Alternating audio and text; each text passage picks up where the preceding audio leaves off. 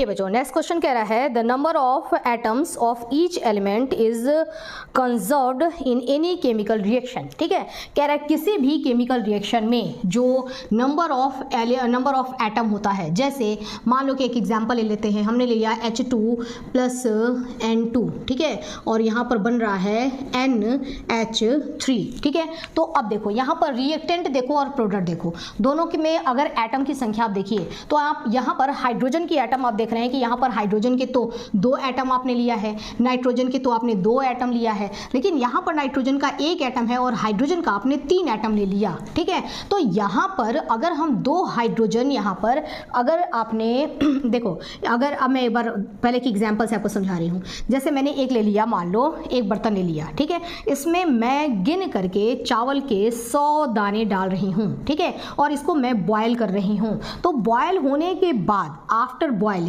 जब मैं देखूंगी तो मुझे इस बर्तन में पहले मैंने 100 इसमें चावल के दाने डाले, तो बर्तन में मुझे बाद में बॉयल होने के बाद भी मुझे 100 ही मिलेंगे, या ये कम होकर के 86 हो जाएंगे, या ये बढ़ करके 104 हो जाएंगे। कुछ ऐसा होगा क्या कि कम हो जाएंगे, ज़्यादा हो जाएंगे? ऐसे मैजिक कैसे हो जाएगा?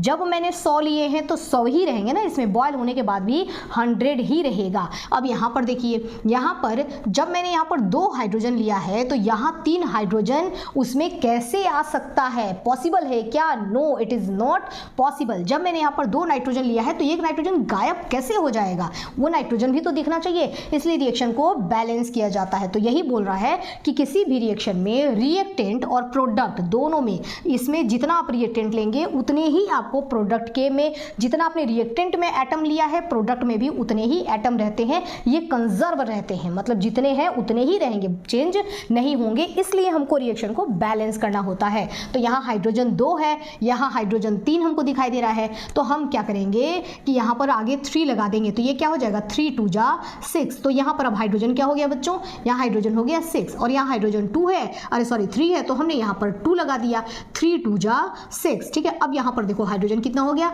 अब हाइड्रोजन हो गया 6, यहाँ भी 6, यहाँ भी 6, बैलेंस। ठीक है, यहाँ नाइट्रोजन 2 है, ठीक है, और यहाँ पर मैंने आगे 2 लगा दिया, तो यहाँ पर भी नाइट्रोजन हो गया बैलेंस। यहाँ 3 2 लगाया जो मैंने लगाया है, एक्चुअल में ये भी वैसे ही करते हैं। आप एक हाइड्रोजन तो रिएक्शन में एक H2 तो डालेंगे नहीं ना, बहुत सारे H2 डालेंगे, बहुत सारे H2 में से, इसमें से 3 H2 और 2 N2, मतलब एक N2 के साथ रिएक्शन करके और 2 NH3 बनाएगा।